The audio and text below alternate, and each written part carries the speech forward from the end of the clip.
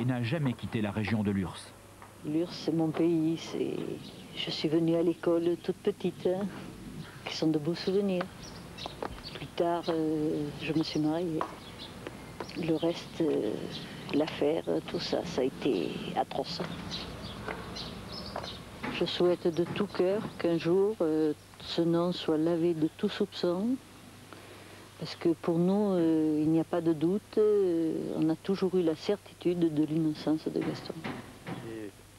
Si Alain Dominici a déposé une nouvelle requête en révision, c'est aussi pour son père, Gustave. Tour à tour soupçonné, accusateur du vieux Gaston, avant de se rétracter, Gustave Dominici a été marqué à vie par l'affaire, obsédé par ce qu'il a vu ce matin du 5 août 52. Vous avez toujours ces images, hein? L'image devant les yeux, hein. Moi, il me semble que c'est hier que s'est passé ce machin. Pourtant, il y a plus de 40 ans. C'est Gustave qui, à 5h30 du matin, revenant de surveiller un éboulement de terre sur la voie ferrée, découvre le corps d'une fillette. Plus tard, les gendarmes trouveront les cadavres de Anne et Jack Drummond. Autour de leur voiture, une pagaille indescriptible. Visiblement, le véhicule a été fouillé. Les policiers arriveront très tard, trop tard. Les corps ne sont plus là et des dizaines de curieux ont accouru sur les lieux du crime. Gustave posera même devant la voiture des Anglais, photographiée par le premier journaliste à s'être rendu sur place, Jean Tessier. Je l'ai écrit, nous avons fait un peu ce que nous avons voulu, quoi. Après, j'ai trouvé que c'était un peu curieux que les gendarmes, il est vrai, ils n'étaient pas nombreux, je crois qu'ils étaient que 2 ou 3, hein, n'aient pas fait un service d'ordre pour empêcher les curieux, justement, de venir autour de la voiture. Est-ce qu'on n'a pas... Des gens n'ont pas apporté des souvenirs, c'est sérieux, parce que tout autour, il y avait des papiers, une sacoche, tant que je me souviens, quoi. Et puis il devait y avoir beaucoup d'empreintes sur la voiture, parce qu'il y en a des gens qui ont ouvert, qui ont fermé la voiture, peut-être moi, mes empreintes y sont aussi, il va savoir. Après, je crois que cette affaire a pris un mauvais départ dès ce moment-là, à mon avis. L'enquête est confiée à l'élégant commissaire Sébeil, venu de Marseille, un spécialiste du monde paysan.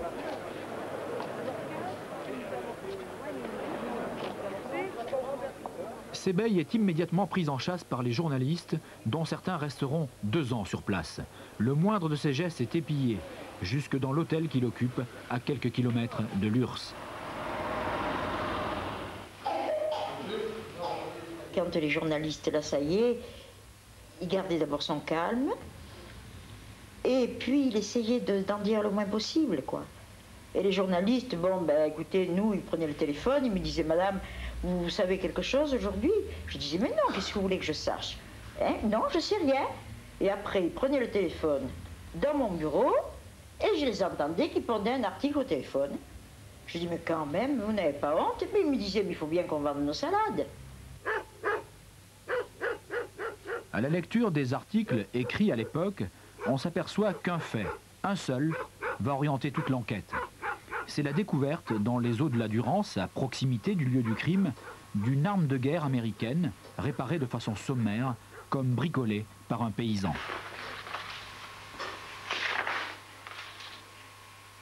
La police, et surtout le commissaire Sébeil, à partir du moment où il a trouvé l'arme, il a dit cette arme est du coin, donc c'est forcément dans un rayon de 3 voire 4 km que le criminel se trouve. Et puis cette arme qui devait en parler n'a toujours pas parlé. La guerre n'est pas si loin, et dans le pays, nul n'a oublié l'intense activité des maquis durant l'occupation allemande. Des armes de guerre, beaucoup en ont gardé. Les villages de Lurs, Château-Arnoux ou Perruy sont alors systématiquement ratissés. Et cette région d'ordinaire si paisible se met à trembler. Chacun soupçonne chacun. Mais chez les Dominici, on reste serein. La famille ne s'est pas défendue. Il n'y avait pas à se défendre. Nous étions innocents, nous étions forts de cette innocence. En somme, on n'a rien fait au départ. Ils sont des milliers à faire cortège derrière les dépouilles de 3 Anglais qu'ils ne connaissaient pas. Et paradoxalement, l'Angleterre qui a élevé Jack Drummond au rang de héros national ne réclame pas les corps. Étrange. Ils sont enterrés dans la fosse commune du cimetière de Fort-Calquier. Les corps n'ont pas été demandés par la famille qui existait. Il n'y a absolument personne qui s'est préoccupé pour cet homme qui a rendu autant de services à l'Angleterre. On ne nous a toujours pas expliqué pourquoi les affaires de Drummond ont été renvoyées immédiatement en Angleterre. On ne m'a toujours pas expliqué pourquoi tous les documents et toutes les feuilles dactylographiées qui étaient à l'intérieur du véhicule n'ont pas été lus, n'ont pas été exploités afin de permettre à l'enquête d'avancer. Étrange encore, les témoignages faisant état de la présence d'une voiture identique à celle des Drummond le 4 août, veille du crime. 2 véhicules de type Hillman sont en effet aperçus à la même heure à des endroits différents de la région, entre Lurs et Digne. Descendant du camion, j'étais à côté du chauffeur et une autre personne que j'ai plus souvenance du nom. On a vu une voiture blanche, ici, dans le tournant, marquée GB. Même j'ai fait la réflexion avec le reste du personnel, je dis, les Anglais ils ont trouvé une bonne place là. Et en même temps, il y avait une gamine, dans les 10-12 ans, qui s'amusait sur le pont. C'est quelque chose que vous n'avez pas oublié, ça? Oh non, oh non, ça, on n'oublie jamais ça. Ça, je crois que tant qu'on vivra, nous autres, notre génération, on se souviendra de ça. C'était un village qui est tranquille, puis d'un coup, on voit ça, parce que c'était quelque chose, quelque chose. Là. Tous ces policiers, pendant plus d'1 mois, qui ont fait maison par maison, dans Pérou, c'était quelque chose de formidable. Quand M. Borgna aperçoit une voiture anglaise à quelques kilomètres du lieu du crime, les Drummond assistent à une corrida à 40 km de là, à Digne.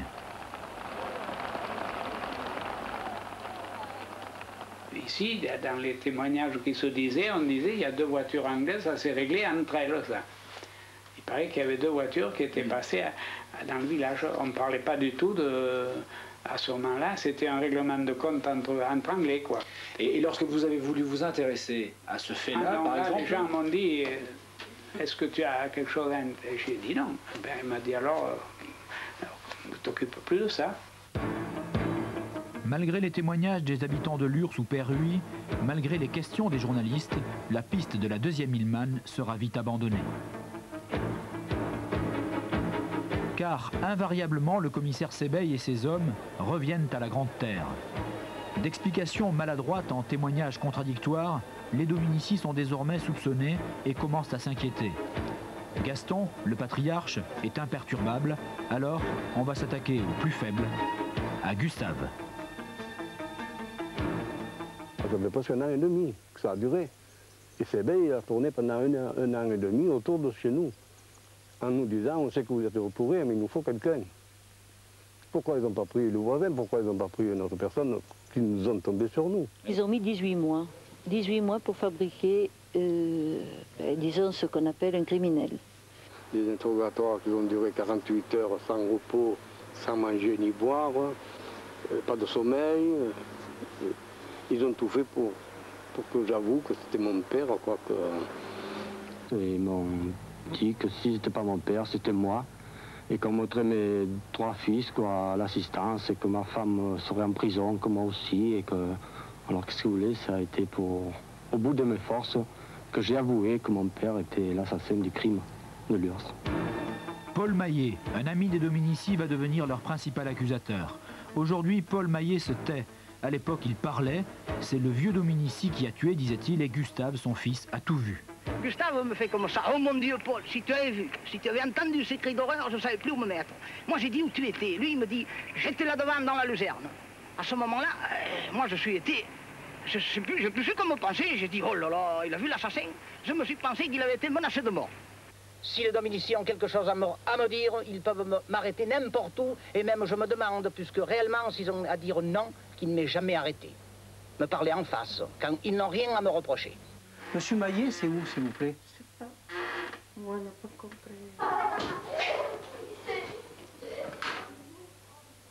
faut que je comprenne, il faut que je sache. Parce que vous savez, porter en soi un nom comme Dominici, bon, c'est quand même dur. Et puis, avoir quand même un père et un oncle qui accusent son père, c'est également très lourd. Je regrette, j'ai plus rien à dire. Voilà. J'ai rien à vous dire. Voilà. Gustave accuse son père. Clovis, l'autre fils Dominici, fera de même. Les femmes ont beau jurer sur la tête de leurs enfants que la famille n'y est pour rien, les policiers ne lâcheront plus leur proie. Ils les ont répétés X fois. De toute façon, il nous en faut un. L'un ou l'autre, il nous en faut un. Abasourdi par les accusations de ses fils, Gaston Dominici fait des aveux. Il voulait voir la femme anglaise se déshabiller. Surpris par le mari de Jacques Dremond, il a dû tirer et tuer tout le monde. Le mobile est invraisemblable. Gaston Dominici se rétracte, un de ses fils Gustave également, mais il est trop tard. Comment concevoir que le commissaire s'éveille puisse dire « je préfère de mauvais aveux que pas d'aveux du tout ». Comment concevoir que le procureur de la République dise « on a les aveux de Gaston Dominici, mais ils sont complètement aberrants, il faut qu'on les revoie ». Mais malgré tout, on va se contenter de ce mobile-là. Ah oui, oui, bien sûr, un point. Voici l'assassin. Gaston Dominici, le grand-père, a avoué son crime. La veille encore, malgré les dénégations forcenées des femmes de la famille qui injuriaient les enquêteurs, sa culpabilité ne faisait plus de doute. Depuis novembre 1954, ce palais de justice de Digne, où a été jugé Gaston Dominici, n'a guère changé. Comme si l'ombre du vieux berger se promenait encore dans une salle des assises, intacte.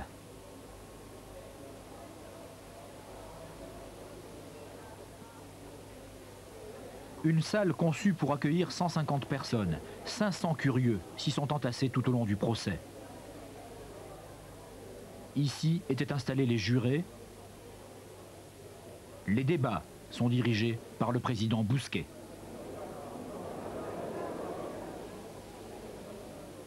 Ça a passionné tout un peuple. Tout le peuple français et pratiquement le monde entier. Il y a eu des articles faits dans toutes les langues, pratiquement.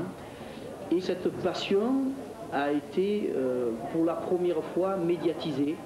Tous les journalistes ont pris des photos pendant le procès. Lorsque l'avocat Rosan fait sa plaidoirie, on installe à l'extérieur du palais de justice des haut-parleurs pour diffuser cette plaidoirie. Ça a été la première et la dernière fois.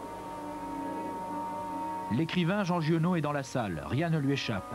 De Clovis, fils accusateur, il dira « épaules carrées, bien plantées, regard droit », tout plaît dans sa faveur, mais on a l'impression que pour ce fils, le père est quantité négligeable. Il notera que Gustave, celui qui n'accuse plus, tourne vers son père un visage mort. Marie, la femme de l'accusé, entre dans la salle des assises. Une petite femme noire, torréfiée jusqu'à l'os. Reste un visage où les rides sont si nombreuses qu'elles font comme rayonner les cendres de la peau. Mais tous n'ont Dieu que pour lui, pour Gaston Dominici. Tantôt la moustache rieuse, tantôt un peu plus vieux. Il exprime tout, mais s'exprime mal. Le procès Dominici est un énorme malentendu. Dans le choc de deux mondes, entre l'homme de la terre et ceux qui le jugent, il y a un obstacle infranchissable, le langage. Pour Jean Giono, Dominici n'a que 50 mots à sa disposition pour répondre, les magistrats, des milliers pour l'interroger. Le président demande « Dominici, êtes-vous allé sur le pont ?» Réponse de Gaston « Aller ? Aller ? Mais il n'y a pas d'aller, je le sais, j'y suis été. » Ce dialogue impossible, cette incompréhension dureront tout le procès. La salle va rire et les journalistes écrire que Gaston est décidément un grand comédien.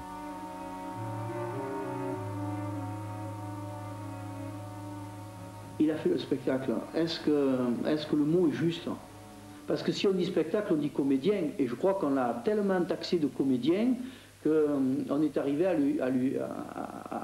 le trouver bien dans son rôle de coupable. Après un peu plus de 2 heures de délibéré, le 28 novembre 1954, à 14h25,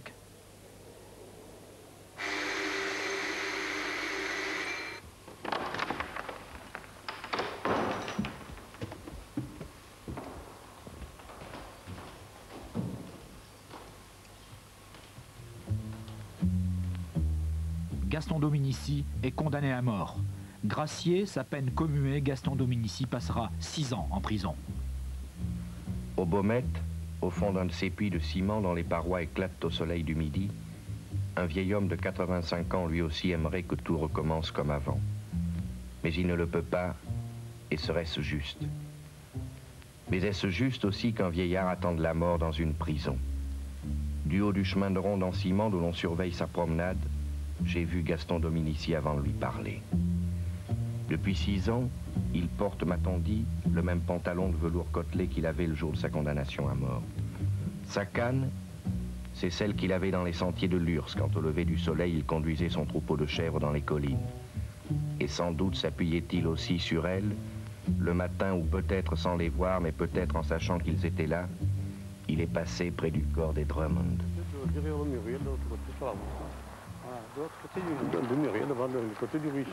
Il y a ceux qui portent le nom de Dominici et qui voudraient ne plus en entendre parler. Il y a ceux qui le portent et qui pensent qu'ils ont une tare à assumer. Et puis, il y a certains qui aimeraient bien qu'un jour on sache la vérité. Vous êtes de cela? Je suis.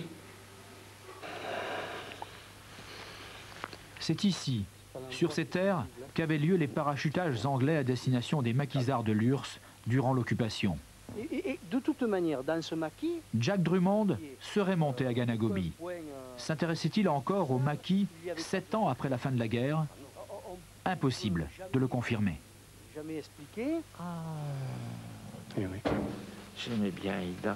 C'est une référence parce qu'elle a toujours été vraiment très proche de nous. Oui, mais je ne peux pas créer quelque chose qui... Pour les Dominici, le monastère de Ganagobi restera simplement un lieu de pèlerinage. Ces terres, dures et sèches, couleur thym et chardon, trop près du soleil, Gaston Dominici les a travaillées longtemps avant de s'installer à la Grande Terre. Car Gaston était avant tout un paysan des bords de Durance. Seules ces chèvres importaient vraiment à ses yeux. Quand son fils Gustave a dû vendre la ferme, oubliant que ce fils l'avait un jour accusé, Gaston avait dit « Je lui en veux d'avoir fait ça ». Ça aurait fait plaisir de continuer à travailler la terre de mon père parce qu'il avait transpiré, il avait... C'est-à-dire, c'était familial, quoi. Ça aurait fait plaisir de continuer. Mais avec ça, on n'a pas pu parce qu'ils nous ont ruinés, quoi. Ils nous ont ruinés en vendant, ils nous ont ruinés moralement et tout parce que c'est vraiment dur de supporter ce qu'on a supporté. Dur. Dans la ferme des Dominici, on n'est pas différent des autres paysans basalpins. Giono les connaît bien, qui écrit « À la Grande Terre, on n'échange pas une idée, on la garde. La solitude est parfaite. Seule, la semence passe du père à la mère, le reste est silence. » Aujourd'hui, à la lecture du dossier, on s'aperçoit que les policiers de l'époque n'avaient pas compris. Voilà une lettre de Lorca, tiens, voilà. Là, on a une déposition intéressante, c'est la déposition d'un gendarme. On tue judiciairement un homme qui représente l'incarnation d'une époque qui finit. L'époque des bergers, l'époque des hommes qui se bleuissent les mains à travailler la terre, qui se lèvent tôt, qui boivent le vin qu'ils fabriquent, qui n'ont qu'un seul amour, la solitude et la terre. L'image du paysan basalpin, elle a été ternie à travers ça, quoi. À croire que chez nous, eh ben, il n'y a que des bandits, il n'y a que des tueurs, il y a... Et non, ça, non, non. Je trouve qu'il faudrait arriver à changer cette image. Mais qui a souffert plus que les Dominici? Dès le début de l'affaire, la Grande Terre est transformée en haut lieu touristique. Harcelés, épillés, ils le sont encore en juillet 1960, quand De Gaulle fait libérer Gaston Dominici. Quand dans la semaine il y avait un quart de touristes qui s'arrêtait, eh bien un jour nous avons eu tous les gens qui étaient dans le car, qui sont descendus dans la cour, même le chien a fait marche arrière, est allé se cacher. J'ai essayé de leur dire que c'était une propriété privée, ils n'ont rien voulu savoir, qui a ramassé un boulon, qui a arraché un morceau de volet, qui a n'importe quoi, quelque chose, emporté quelque chose de la Grande Terre. La Grande Terre aujourd'hui. Une auberge coincée entre la nationale 96 et l'autoroute. Débaptisée, mais toujours célèbre comme s'il s'agissait d'un monument provençal. Plus haut, dominant le pays, Lurs est un village superbe. Lurs fut une principauté au Moyen-Âge et en a gardé la majesté. Mais lorsqu'Yvette monte dans le village de son enfance pour y rencontrer ses amis, son passé et son nom la rattrapent immanquablement. La chasse aux Dominici continue encore aujourd'hui. Oui, il y a 2 ans, il y a eu, au syndicat d'initiative, il y a eu un monsieur qui est venu, un touriste qui est venu demander un certain renseignement sur l'URSS. Et puis il a eu le culot de dire, vous avez de la chance qu'il y a eu ce crime ici dans votre pays, au moins ça vous a attiré du monde et ça a fait connaître le pays, alors là je ne sais pas ce que je leur ai fait. Et puis tout le temps il y a des gens qui viennent demander où se trouve la Grande Terre, des renseignements et tout, on leur dit mais ne venez pas à Lurs pour ça, il y a autre chose à voir. Vous auriez pu fuir et pourtant vous êtes resté. Il n'y avait aucune raison, de toute façon je n'ai pas quitté le pays, enfin la région, je n'ai pas quitté le nom. Et lorsque vous vous promenez dans les rues de Château-Arnoux, de Perruy ou de Lurs, vous le faites toujours la tête haute? Ah, toujours. Et un jour, en appelant Dominici, quelqu'un derrière moi dit « Ah, les assassins de Lurs !» Mon réflexe a été de me retourner et de le regarder bien en face. Le plus gêné, c'était pas moi. Est-ce que vous trouvez ça étonnant que cette affaire ait franchi les décennies comme ça? Oui, parce qu'il y a d'autres affaires beaucoup plus monstrueuses, beaucoup plus terribles, où on n'a pas trouvé de coupable. Et pourquoi ça s'arrête? On n'en entend plus parler, même dans les milieux politiques, vous le voyez. Et puis celle-là, elle se maintient. On dirait qu'il y a quelque chose par-dessous qui la pousse dans quelque chose de magique, vous voyez, qui la transporte toujours au premier rang, sans que les intéressés se manifestent. Si le nom est parfois lourd à porter, si 40 années n'ont rien effacé, les Dominici sont sortis vainqueurs d'un premier combat, ils sont respectables et respectés. Pour Alain Dominici, ce n'est pas suffisant. La réhabilitation de son grand-père sera la sienne et peut-être celle de ses enfants. C'est dans un dossier poussiéreux qu'il fonde aujourd'hui tous ses espoirs.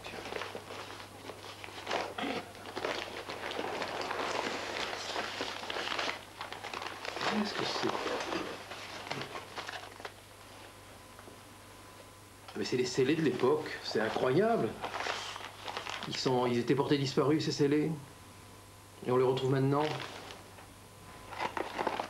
Ces pièces, témoins d'une des plus grandes affaires criminelles du siècle, auraient dû être expertisées, elles ne l'ont jamais été. Une culotte d'enfant, de marque anglaise, tachée de sang, découverte à 1 kilomètre du lieu du crime, dans la gare de Lurs. Des douilles de calibres différents, alors qu'une seule arme a été retrouvée à l'époque. Des vestiges miraculeusement conservés. Et merci soit rendu aux archivistes, c'est qu'on découvre aujourd'hui ces pièces à conviction qui normalement auraient dû disparaître, être réduites en poussière. Et avec ces éléments-là, on peut établir un travail criminalistique, un travail objectif.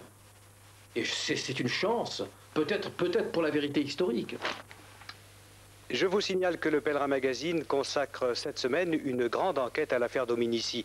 Jacques Duquesne retrace une intéressante fresque historique intitulée « L'énigme de la Grande Terre ». C'est passionnant et c'est donc dans le Pèlerin Magazine. Samedi prochain, les enfants du courage. Il y a quelques semaines, nous diffusions un magazine intitulé L'art d'être grand-mère. Si vous êtes fidèle à notre rendez-vous, vous vous souvenez sans doute de Cécile, cette fillette qui parlait avec beaucoup de tendresse